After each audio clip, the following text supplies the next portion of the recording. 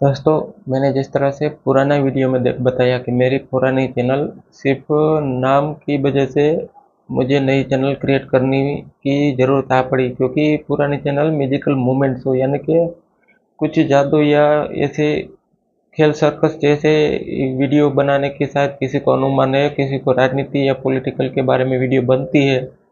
ऐसे बहुत कम लोग इस नाम के साथ जोड़ के देखने के लिए मानते हैं कि म्यूजिकल मूवमेंट्स हो, कभी राजनीतिक वीडियो बन सकते हैं, इससे रिलेटिव नाम नहीं है। इस तरह से मुझे ये बनाना पड़ा दूसरी चैनल, क्योंकि पुराने चैनल में